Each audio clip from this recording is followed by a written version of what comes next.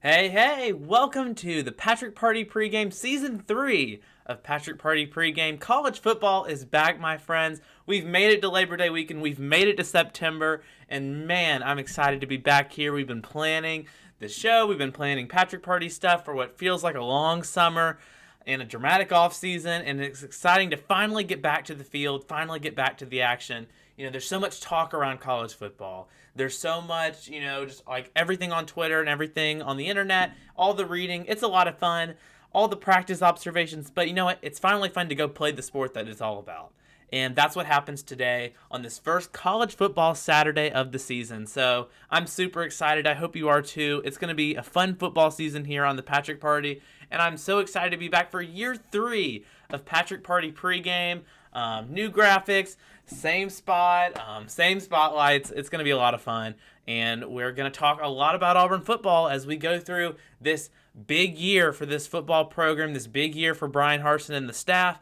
It's going to be a lot of fun, and I am truly so excited to be back. So happy College Football Saturday. It's going to be a really long and fun weekend. We had games Thursday night. We had games Friday night. We got games today. We'll have a game on Sunday, and we'll have a game on Monday. We'll run through all of it on the Saturday slate. Of course, the Saturday slate's a little weird this week because we do have games on Sunday and Monday, so it's not as much of a slate as it is just all the games that are happening.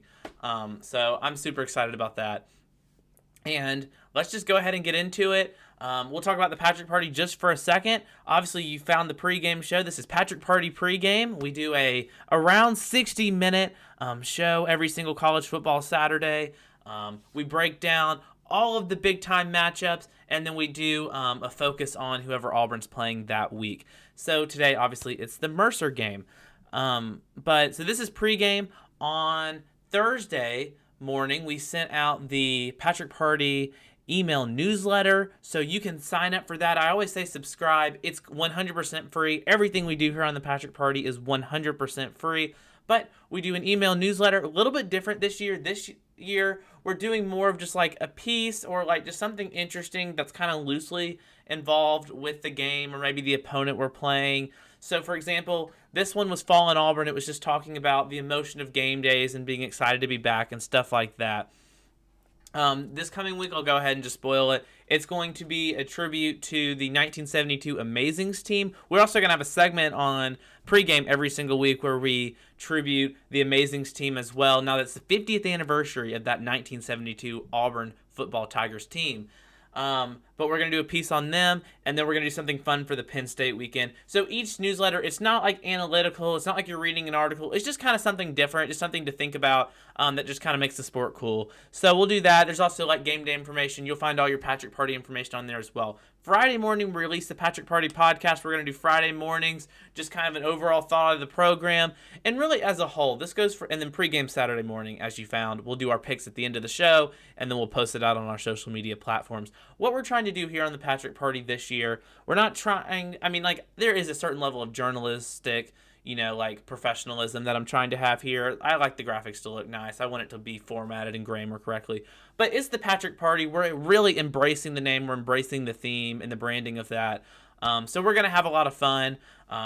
This is very much a fan perspective show. I'm no journalistic person, maybe one day. But right now, we're really just trying to hone in on the emotions, the excitement, and the fun of college football and specifically Auburn football. So that's what we're going to be doing this season. And I'll just go ahead and tell you one more fun little thing that we'll be doing is all of our picks this year are going to be from Byron's Smokehouse. And this is actually a video that my sister got of me enjoying my Byron's biscuit. So I thought that was really funny, and that's just kind of a preview of what the show is going to look like, at least from our picks perspectives. We'll be doing our picks from Byron's this year. Unless I'm at some fun away games, then we'll do some from there as well. So let's go ahead and get on into the program. And we're going to start off with the Amazings team. It's the 50th anniversary of the 1972 Auburn Football Tigers. And so what we're going to do is each week, we're going to go week by week like that season, and we're going to highlight the game they played. So It's the season opener for Auburn football. We're going to do the season opener for the 1972 team. So Auburn won. Auburn, let's just give some context to 1972 to start with. So 1971, we're coming off with Pat Sullivan and Terry Beasley. Both their numbers, number 7, number 88, retired in Jordan-Hare Stadium. They had just left, so expectations were low. They got lower when the starting quarterback and starting tailback both got injured, David Loyne and Harry Unger. They were both injured in the spring and lost for the season. So Terry Henley, who actually became the quarterback, and then, became the tailback. Randy Walls took over at quarterback. And so everyone's like, now we're playing with second-teamers. There was not a lot of hope after the highs of the Sullivan-Beasley days. And Auburn had a great football team in 1972, and so we're going to document that each week. The season opener was in Jackson, Mississippi. Auburn played Mississippi State. So kind of like how Auburn and Alabama played in Birmingham at Legion Field for so long, the Mississippi schools did that as well in Jackson. Auburn played at Mississippi State in Jackson, in the state of Mississippi, and Auburn won 14-3 on September 9th, 1972. Remember, they started the season much later than, really only about a week later, but a little bit later into September. Something interesting here is, and that you're going to have to bear with me a little bit. That wasn't much of a description of the game other than the score. I couldn't find the stats anywhere on the internet. There's going to be some stats for some of the bigger games of this season that have been documented, but when I tell you, I couldn't find a box score. I couldn't find a quarter-by-quarter scoring thing. Couldn't find a newspaper article. So, bear with me, especially for, next week. I think Auburn plays UT Chattanooga. I'll double-check that, though. Of course, for next week. But we're really just going to highlight the game and then go from there. When Auburn played Tennessee, though, we got some stuff for that. So that'll be a lot of fun. But we just want to kind of highlight that team, an iconic team in Auburn football history, and one I think a lot of people in my generation might not know about. People know about 57. People know about 83. People know about 89. People know about 93, 04, 10, 13, and then recent years that we've had success. But something like this, I think is important to shed some light on. And with that, let's get into Season 3 of Saturday Slate. We start off in the Big House up in Ann Arbor with the defending Big Ten champions Michigan Wolverines will be hosting Colorado State, the number 8 Michigan Wolverines. That'll be on ABC starting at 11 a.m. Of course, all of our times here on the Patrick Party, Central Time, God's Time. That's where I'm at here in Alabama, Auburn, Alabama. So Michigan, they're doing something interesting with both of their quarterbacks. They had a quarterback battle after last season. Jim Harbaugh said, one quarterback's going to start the first game, one quarterback's going to start the second game, and we'll pick somebody for game 3. It's a really interesting strategy. I've always been weird about you get this minute, you get the first drive, you get the second drive, you get the third drive, because it's kind of weird to judge someone off of one drive, and then it's there's just so much that goes into it. It's better to judge someone on a whole game. But I think this is weird because it's weird for team chemistry. But hey, they're trying it out. They play cupcakes for 4 straight weeks. So they're going to be just okay. I think their week 3 game is Maryland. So they'll be just okay. But it's an interesting strategy. It made headlines. Next up, the game in Atlanta. The defending national champions, hurts to say it, Georgia Bulldogs will be taking on the number 11, likely, it's been reported, Bo Nix-led Oregon Ducks in Atlanta in the Chick-fil-A kickoff game. At 2:30, this will be after that Michigan-Colorado State game. It'll also be on ABC. Something funny about this one is just that, Bo Nix goes all the way out to Oregon, transfers from Auburn, goes all the way out to Oregon to come back to Atlanta to play Georgia, a team he's played twice and lost to twice. So I know a lot of people have been like, now he'll finally go beat Georgia. Feel free, dog. If you want to beat Georgia, you can do it. Of course, I'll make my picks later, but it's going to be a packed house. It's been sold out for a while. Georgia fans are excited. Can you imagine why? Yeah, that's pretty much it for them. We don't like talking about Georgia a lot here on the Patrick Party. Next up, we got UTEP in Oklahoma, the number 9 Oklahoma Sooners with new head coach Brent Venables. Of course, a big thing this offseason, all the coaching changes. Lincoln Riley going to USC, making Brent Venables come from Clemson, and you had Brian Kelly coming to LSU, and then Notre Dame had to hire some, all the things. So, new head coach Brent Venables. This will be a season opener. That's honestly the only reason I put it on there. It'll be at 2:30 on Fox. I don't believe Fox has a big noon game this week, which I think is really interesting. It's actually it's odd. They had one last week with the whole game in Ireland. They don't have one this week. but then they'll have Alabama and Texas, and then Oklahoma and Nebraska week 2, week 3. So something to note, which I guess involves this Oklahoma team. Then we have a game. This honestly might be one of the more interesting games of the weekend, and it's getting some light, but it's Cincinnati at Arkansas. I'm sure when Arkansas scheduled this, Cincinnati's a respectable program, and they've had success, but I think you didn't think they'd be like coming off a playoff run. Now, I'll say this for Cincinnati. They're coming off a playoff run, but they've lost a bunch of people, so that's worth noting. So it'll be interesting to see how good the Bearcats really are. They are ranked 23. Arkansas, we all know, with Sam Pittman, they had a decent 2020 last year. I believe they went 9-4. They won that Outback Bowl. There was a picture with Sam Pittman, and it was the Outback Bowl trophy and the LSU game trophy, and they have a trophy for that Texas A&M game, and I think they have a trophy for like the Missouri game, which I didn't even know. And it's like all these trophies, and he's like lined up in this throne, head hog and all. And that was really funny to me. So this one will be on ESPN at 2:30 Central Standard Time. I believe it'll be on during that Georgia game. So this will be a fun one to flip around to. Then at night, you have the number 7 Utah Utes traveling down to Gainesville to the Swamp to take on Billy Napier, another first-year head coach. He'll have his season debut with the Florida Gators. And this one's really interesting, and we're going to talk about it. I believe this one is on Bingham Bets later in the show. But let me double check for everybody.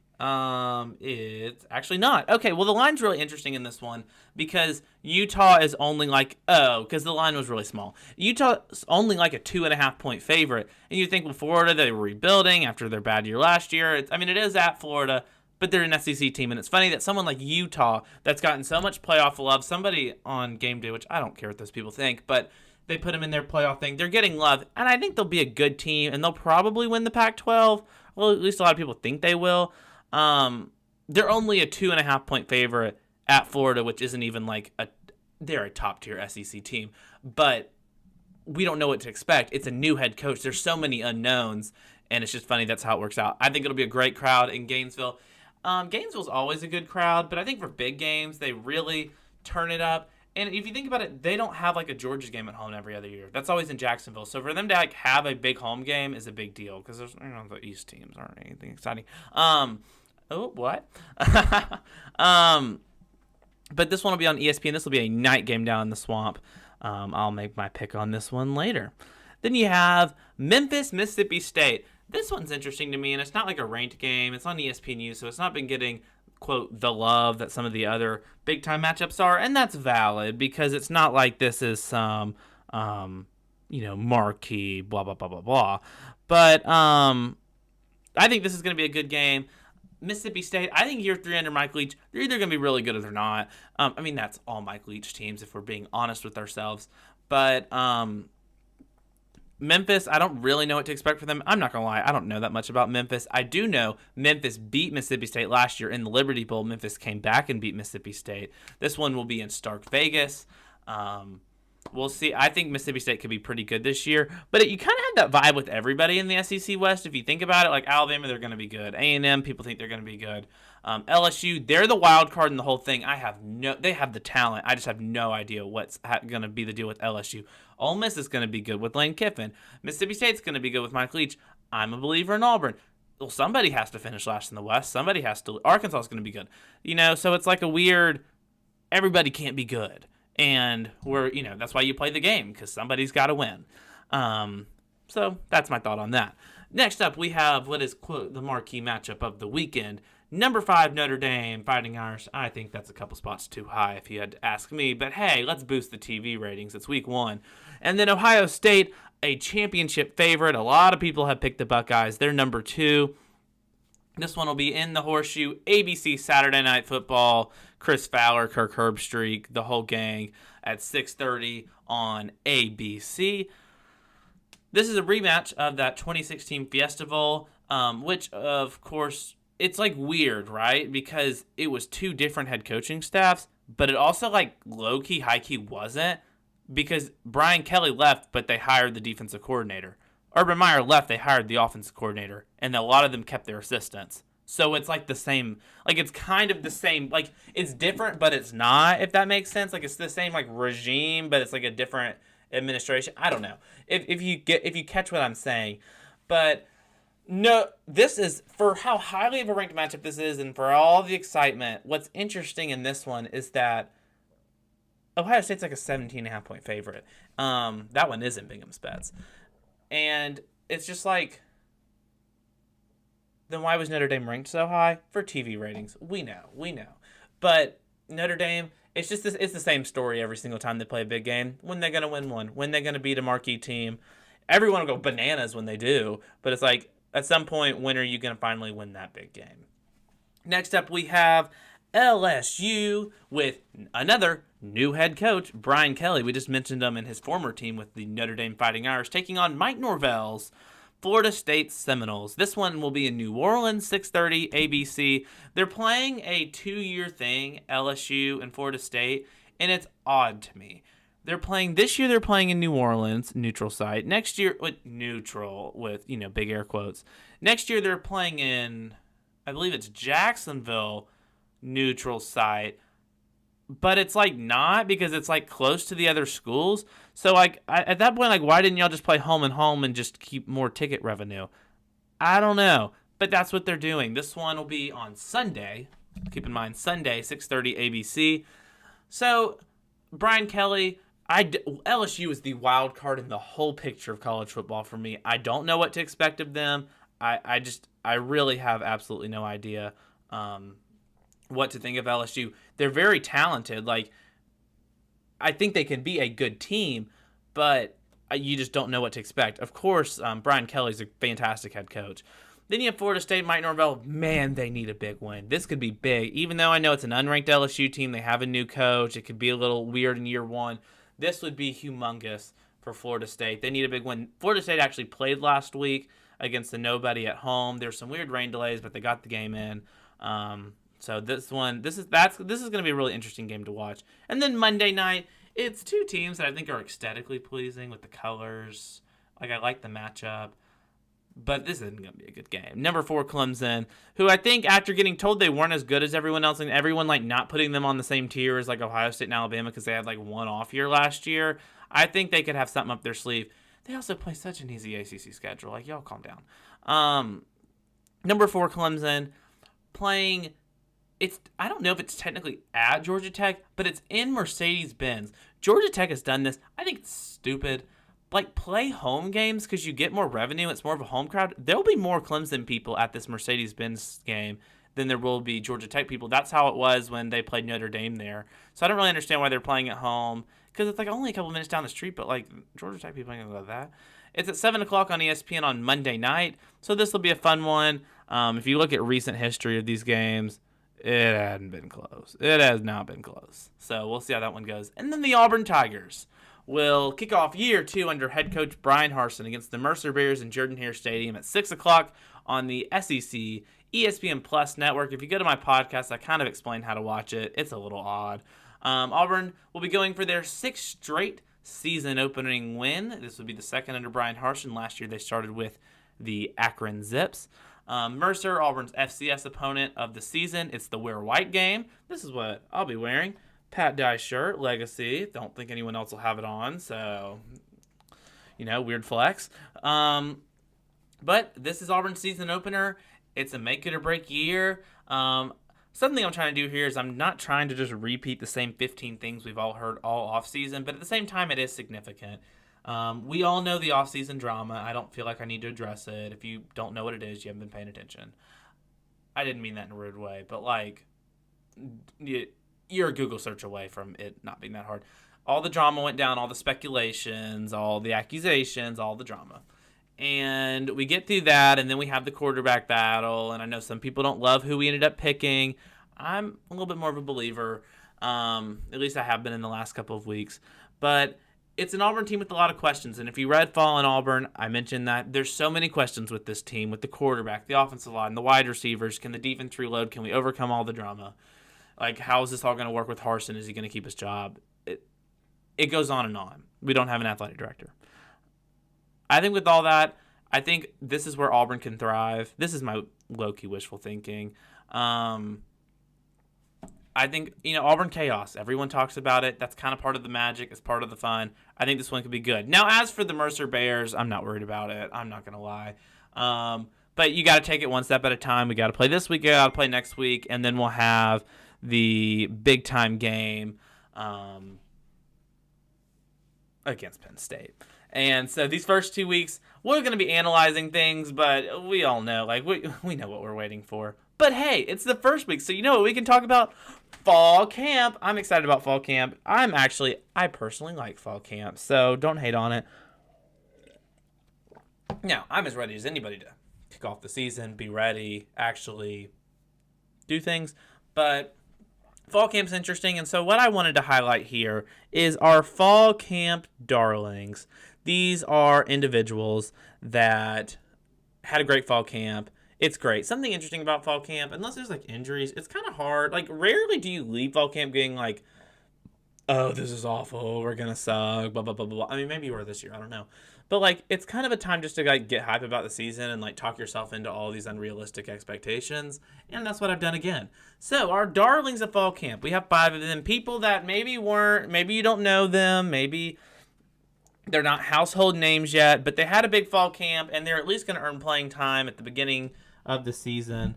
And then, of course, it'll be based off their performance. So we start off with the darling. There's 5 darlings, but this is the darling of fall camp, and that is none other than Mr. Cam Riley. Cam Riley, we'll just talk about linebackers for a second because the next one's Wesley Steiner. Auburn's had a good little run the last couple of years with this defense, really since Steele Muschamp took over. He was only there a year, and then Steele's been there, but Muschamp kind of helped lay the foundation. So we'll give him some credit. We'll give him the Boom Brothers. Y'all remember that? Sorry, that was a random thought. The Boom Brothers, and everyone was so hype about it, and we went all the way to the Birmingham Bowl. Oh, my God. Okay, I had a Boom Brothers t-shirt, actually. I thought it was the coolest thing. That's so funny. Okay, anyways, I'm going to be thinking about that all day. Darlings of the 2022 Brian Harsin-led fall camp. Number 13, Cam Riley. So when we look at the linebackers, Auburn's had this big run of linebackers. Auburn's had some great linebackers. So, number 1, let's just address Owen Pappoe. He is a player profile, so we'll talk about him a little bit later. But Owen's going to be Owen. But you need more than one linebacker in this game, in this era of, you just need it in general, but especially in this era, this pass happy football, you need more than one linebacker. And Auburn's found at least the starter on the other side in Cam Riley, number 13. He brings size Auburn hasn't had since, if you go back through the depth charts and all the things, since the 2004 season. He is 6'5", 230. That's going to be something different that Auburn hasn't had in the linebacker group. It's an asset for this defense in a long time. That's going to be a big key. Cam Riley, he's literally, you can look out there and you're okay, this dude's bigger. So that could be a big thing. The big thing is, with Owen Pappoe, can Cam Riley and Wesley Steiner step up to the challenge? Fall camp has said yes. As we move on kind of to Wesley Steiner, number 32. That's been the big question. See, Wesley Steiner's only 6 foot, which I say only I'm 6 foot. Which is weird to think about that someone could be playing football. That's my height. I'm really not that tall. But the linebackers as a whole, it's just can we reload? And that's a question that was in fall in Auburn. Can Auburn reload? It looks like they're going to be able to at linebackers, so I'm feeling the love with that. Next up, we move over to the offensive line, which I love. And our next darling number 3, we had Cam Riley, Wesley Steiner, Cameron Stutz, number 62, 6'5", 339. The offensive lineman from Killian, Alabama. Cameron Stutz has been on the line. Nobody was really, nobody really knew. He was not on anybody's radar, for lack of better terms. And he has come up and he's actually challenged for a spot on the line. Let's just do a rundown of the line really quick for everybody. So, of course, we all know, I'll just start in the middle with center. Of course, the center's been, it's interesting because Nick Brahms had to step away. I addressed it on the podcast. You can go listen there. best of luck to Nick Brahms in his future endeavors. But on the offensive line, you have Tate Johnson, and then at left guard, you have Brandon Council starting. At left tackle, you have Killian Zier. Let's swing it over. Right guard is between Keandre Jones and Cameron Stutz. And Cameron Stutz is challenged for that. Nobody really thought he would take it, but he's looked great in fall camp. So credit to him. Cameron Stutz. I don't know. I think a lot of people think Keandre will end up getting more playing time at the right guard position, but Cameron Stutz is really challenged for that. He's gotten a lot of good reps. And, I mean, on the depth chart, they have them both at 1. So it'll be interesting to see. So he's been a darling. And then just to finish out the offensive line, you have right tackle Austin Troxell. So, or left tackle, my bad, Austin Troxell. So shouts out to him. Next up, darling number 4, number 17, Camden Brown. He has had some headlines. He has certainly been a darling. The 6'3", 202 from Louisiana, true freshman wide receiver. And, of course, everyone knows after last year, with the weirdness of the wide receivers, all the drops, felt like some drama, firing Coach Cornelius Williams after the Georgia State game. Then Eric Keesaw comes in. Then he becomes the wide receiver coach. Harson's best hire by far, Ike Hilliard. Ike Hilliard has been fantastic. He's been fantastic in recruiting. I think he's been fantastic as a coach. You just hear about the fundamentals. You kind of get the vibe that the wide receivers know what's up a little bit more. And what's interesting about this wide receiver group, and I talked about it a little bit in the podcast, is as a whole, the wide receivers, there's just there's a different vibe, and you feel like, look, the dude coached in the NFL for 10 seasons. You don't coach that long in professional football if you don't know what you're talking about and if you don't know technique, because you're not, like, some coaches, they can kind of get away with just being like a hype man, especially like, you think like classic like defensive line, like, let me just fire you up, go hit that thing, which there's a time and a place for that, and that is important, and those people can be very successful. But in the NFL, like, they don't need to be as hyped up as much. Like, it's their job. Like, they already can get themselves ready, if that makes sense, at least mentally and all. It's a lot about technique. It's driven by technique, and Ike Hilliard's very technically coordinated or whatever. That was a weird way to phrase it. And I just think he's been fantastic. Camden Brown, he's tall. He's gone up and gotten a lot of practice. They've made a lot of hype videos around him. Number 17, Camden Brown. He made the 2 deep, which, okay, some positions, like, if you make the 2 deep at, quarterback, okay, well, the starter's going to play unless there's a problem. Or, the center. The center's going to play unless there's a problem. But something like running back or wide receiver or tight end, you use a ton of guys. You use more than the 6 listed. But Camden Brown is technically the second team ex-wide receiver behind Cedric Jackson, but he's going to get some playing time, at least initially. He's looked great. And our last one, slightly biased, not going to lie, Damari Alston, number 22, the freshman running back. How much time is he really going to play, and how many touches is he really going to have? Probably not a lot, but a lot of people were surprised he beat out Sean Jackson for that 3rd spot at running back. We all know it's Tank Bigsby. He's going to be the star of the team. He's going to be the face of the team. Eric Keesaw's talked about that. We're going to build this offense around Tank Bigsby. But at the same time, you got to have depth there. You never know when an injury is going to get up. You're just one rolled ankle away. Harsin said that in his press conference. You have Jarquez Hunter, who I think is going to have a much larger role as the second-team running back this offseason. But then Damari has gotten that 3rd spot as a true freshman. Damari was also in my Camp Regal group, so, shouts out to him. I'm happy for him. Number 22, true freshman. We'll see how he does in his freshman season. Jarquez Hunter had a big, and he wasn't supposed to have this big role. It was still Tank Bigsby and Sean Shivers, and yet Jarquez Hunter had some big moments last season. So we'll see if Damari can do the same. And with that, let's go ahead and move on into, we'll just keep talking about more players. We'll go into our player profile, and I'm hearing that there might have been a quarterback battle this offseason. Did you know that there was a quarterback battle this offseason? And we didn't know who our quarterback was going to be. Who knew? Not me. It's not like we've talked about it all summer. So it's almost a little sick to keep just that's what's exciting about it being game week, is we're finally going to have something, even though we're playing Mercer and it's a throwaway game and it's a paycheck thing. It's exciting to have something new to talk about and something new to watch.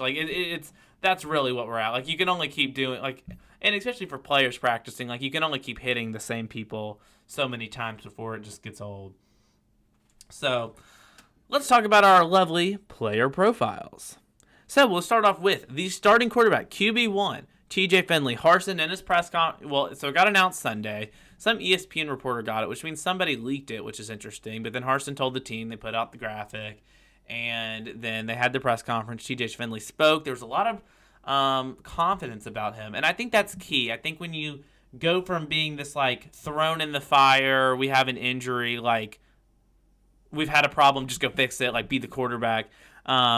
I mean, Finley was honest. He said he wasn't as physically or mentally prepared as he should have been. And now I think when we put all of our chips in the basket, you get all the reps, and we're like, this is the guy. Because if you think about it, there's been a battle. Finley's been number one the whole time. He got the number one reps during spring practice. Did they share it a little bit? Sure. But he's been the number one during the summer. He's been the number one. And I think it's a credit to TJ Finley that Auburn brought in 2 transfer quarterbacks to literally do better and replace him, and he won the job.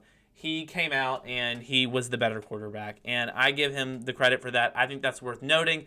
I also think mentally there's a big thing in being the guy and being very obviously the guy, and so I give him the credit. I do think he's going to be better. I think he's going to be more mobile. Everyone talks about he just stands in the pocket and Robbie Ashford can move, but he can't. TJ Finley can run too, and now Robbie's good, and I want to give Robbie credit, and he is such a different type of quarterback. But Finley can move. He was injured during that Alabama game, and I think those people remember the accuracy is a big one. That's what I'm going to be looking for. You're playing Mercer, but just like the straight up, like, can I just throw the ball to you kind of vibe, way downfield. That's at least what I'm going to be looking for. You look at the stats, they're okay, but this is his first time being the guy from day one. It's your offense, go. And I think a lot of people are just like waiting for him to do something wrong to replace him with Robbie Ashford because it's kind of unknown. But something Harsin specifically said in his press conference that I think is worth noting, and I had heard it and I had been kind of saying it before that, is that if you think about it, everyone is so like weird about like Finley can't improve.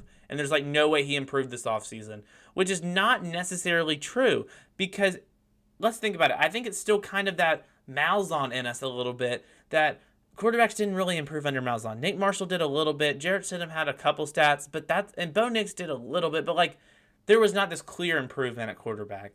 And a knock on Malzahn would be that his best quarterbacks were guys that were brought in. He never really developed people.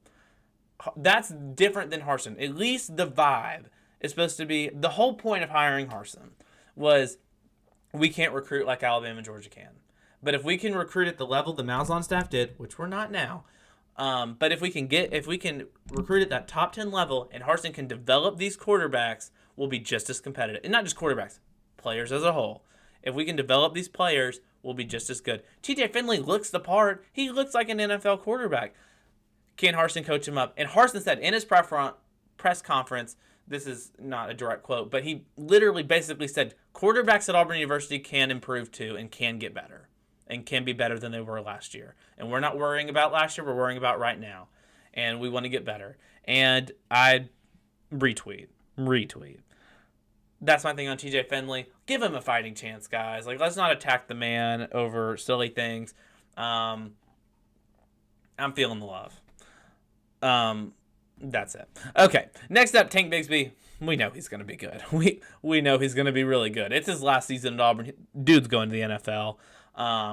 He's been a fantastic running back. Something Eric Keesaw has said is that we are going to build, and I just said it a couple seconds ago, but we're going to build this offense around him.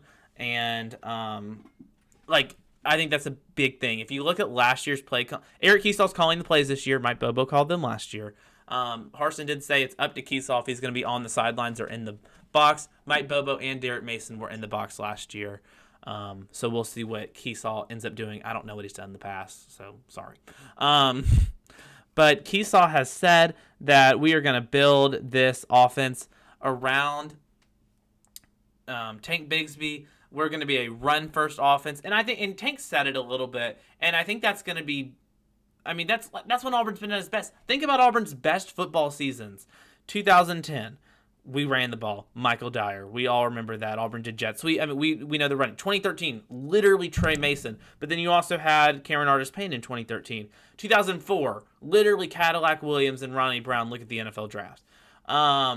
It just 83, Bo Jackson. Auburn's a run team.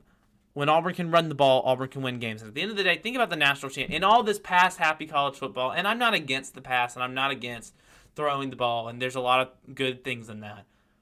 But think about Georgia. Georgia wasn't some crazy pass-happy team. They could throw the ball, but they could run the ball. And if you look back at the end of that Auburn-Georgia game last year, Georgia was able to run the football and stop the run. And that's what it comes down to. That's what football ultimately comes down to. Can you run the ball and stop the run? Because when you can run the ball, it opens up the pass game. It opens up everything. If you can't run the ball, then you can just guard the pass and you're fine. And a lot of teams, I think, are going to try and dare Auburn to throw the ball and see if TJ Finley can do it. It kind of is like a weird reverse thing, because if TJ Finley can also throw the ball, it'll open up the run game. It's a reverse thing. It's going to be interesting. But the offense is going to be built around number 4, Tank Bigsby. He's fantastic running back and is going to be a big piece in this team. Next up, we have Owen Pappoe. The only 2 years. So the captains were announced. Owen Pappoe, Derek Call, who we'll talk about in just a second, and then John Samuel Shanker.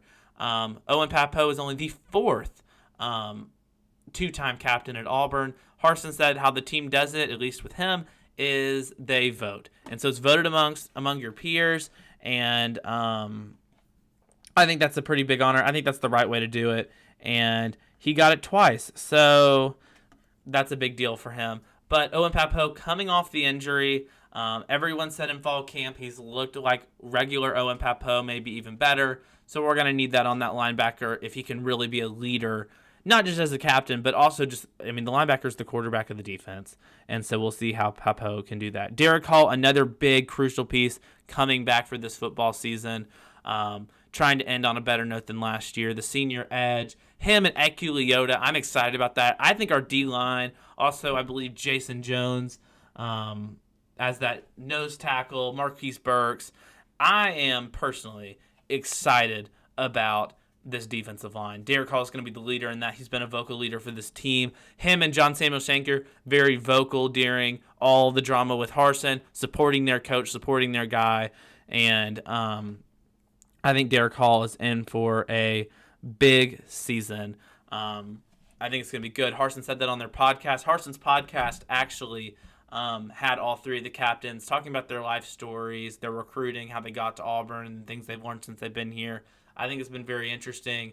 I would highly recommend listening to Huddle with Hars. It's been pretty good. But that's our player profiles. There's just some key players. Once we get past the first couple weeks, we'll kind of break into the stats and stuff like that and kind of dive into players more specifically. But now it's time for everyone's favorite part. I need like a little jingle for this. Bingham's Bets. Shout out to my friend Lauren for the cool graphic. But yeah, let's go ahead and get on into Bingham's Bets. We got 5 games. We're just going to kind of run down really quick. Not going to lie, I'm not a betting man, but it is fun to follow all this stuff. So we'll talk about it. First up, you got the game down in Atlanta. The number 11 Oregon Ducks and the number 3 Georgia Bulldogs at 2:30 on ABC and Mercedes-Benz Stadium. So the conditions will be good. The line is Georgia, 17.5. The over-under is 52. I would take Georgia with the points in the line because I could see them like being up 14 and then like having a late score, a late drive. So I would take the dogs in that one. Over under 52. Let's do some quick math. That would be like each team around 25. Georgia's not the most high scoring. I would go under 52. Personally, I don't think Oregon's probably going to score that much, but hey, maybe they will. Next up, Utah State at Alabama. You might be like, why the hell would we care about this game? It's not going to be close. Well, I always like these blowout games because the lines are interesting, because Alabama could win by 41 instead of 40. Well, the line's at 40. I think, I could so see like a 49-7 game, which would be over. So I'll probably go over. I think Alabama wins by over 40. I think 40 is an interesting. I feel like that's a safe bet. And then the over/under for that game is 62.5. If Alabama scores 49 and then they had 7, that's at 50. I would go under 62.5. I don't think Alabama's going to score more than like 50 in that one. Next up, we have Notre Dame, Ohio State, 6:30 ABC, Ohio Stadium. I'll just go ahead and say the over-under 58.5. That would be like roughly 30-ish points a team. I think Ohio State could get in the 40s. And I think Notre Dame could be in the I'd probably go over. That one's going to be kind of tight, but I would probably go over on that one. Ohio State 17.5. Ooh, Ohio State has a high-flying offense, and I think Notre Dame got ranked a little high. I'll say Ohio State, but it's going to be close at that 17.5 because I could see them winning by 2 touchdowns. So I'll take Ohio State in that one. Then you have Memphis at Mississippi State, 6:30, ESPNU Davis-Wade Stadium. The line, Mississippi State 14.5. I think it could be a little bit closer. I'll take Memphis in that one. I could see Mississippi State winning by like 10 or something. Over under 57.5. Ooh, that would be closer to 30. I will do the under on that one too. First game, they do a ton of, they literally throw every play with Mike Leach. That might not be totally in sync yet, so that would kind of be my thought on it. And then Florida State LSU Sunday. LSU is a 3-point favorite. Take LSU. I think they're going to win. Oops, spoiled the pick. Sorry. I would take the 3 points in that one. And then 51.5. I could see this being like more of a low-scoring game. We'll take the under in that one. I don't think there's going to be a ton of scoring down in New Orleans. So, with that, we are starting to get to the end of our first show here on Patrick Party Pregame. Hopefully, you've gone ahead and seen our email newsletter called Fallen Auburn, and then our podcast, the Patrick Party Podcast that came out Friday, that's made available on Apple Podcast and Spotify. And then, of course, pregame. Feel free to share this with friends. You can like it if you're watching on YouTube or Twitter or Facebook. Of course, you can always go to our website, patrickparty.com. That's got all the info, all the things. So, thank you for joining us. Auburn plays Mercer just one more time at 6 o'clock in Jordan-Hare Stadium. So, that should be a fun one. I'm sure if you need last-minute tickets, you could find them. But it should be a pretty good crowd. I think people are pretty excited. The weather could get a little weird. Especially if you're wearing white, that'll be fun. But it should be, I think it'll be a fun time in Jordan-Hare Stadium. So with that has been Patrick Party Pregame Week 1. We'll be back next Saturday from right here, same time, same place for Week 2 as Auburn will get ready to take on San Jose State. We'll also go through all of the Week 2 matchups as well. And then Week 3, get hyped. Penn State, the Nittany Lions, it's coming to town. It's going to be a lot of fun. That'll be the game we are waiting for. That's where we can really start to see what this football team is made of. We can really start to get into the tough parts of this season. So with that, who's ready for some picks? It's going to be from Byron's. That's where we're going to do most of them. So I'm excited about that. Byron's is great. Highly recommend. So let's go ahead and get onto our picks. This has been Pregame. Patrick Party Pregame, Week 1 of this 2022 college football season. So everybody, enjoy the picks and enjoy your college football weekend. Hey everybody, happy college football season. We're doing our picks from inside Byron's. I love going to Byron's on Fridays. I get a sausage, egg, and cheese biscuit and my drink. So let's get started. First off, to kick off the college football season, the lead-in after game day, Michigan, Colorado State. Michigan, defending Big Ten champions. I like the Wolverines in that one. Then you have Georgia, Oregon, and Atlanta. It's funny, Bo Nix transfers to Oregon, goes all the way out there to come back to Atlanta to play the Dogs. I like the defending national champions, the Georgia Bulldogs, in that one. And Brett Venables' first game with Oklahoma, they host UTEP. I just put it on there because Brett Venables is notable, but I like the Sooners in that one. Then Cincinnati plays Arkansas. Cincinnati obviously went to the playoff last year, won the American. Arkansas had a promising year, had a really strong end of the year with Sam Pittman. They won the Outback Bowl. I like Arkansas, the Pigs, and a close one at home. Then you have the Florida Gators and Billy Napier's first game, hosting the number 7 and playoff darling, everyone's predictions, the Utah Utes. This is going to be a fun one. This is my upset of the week. I like the Gators and Billy Napier's first game at Florida. Then you have Memphis going Team Mississippi State. Memphis beat Mississippi State last year. I like the Bulldogs and Mike Leach to return the favor in Starkville. Then you have Notre Dame, Ohio State, the 2-5 marquee game of the week. It's in Ohio Stadium in the Horseshoe. I like the Buckeyes and their high-scoring offense in this one. Then, on Sunday in New Orleans, you have LSU, Brian Kelly's debut, and then you have Florida State. They really need a big win for their program. I like Brian Kelly and the LSU Tigers, kind of a wild card this season in this one. And then you have Clemson, Georgia Tech on Monday night. None of these games have been close in recent history. I like the Tigers big in that one. And then Auburn plays Mercer at Jordan-Hare Stadium to kick off year 2 with the Brian Harsin era, TJ Finley starting at quarterback. And of course, I like the Tigers in that one. That's our first week 1 picks from Byron's.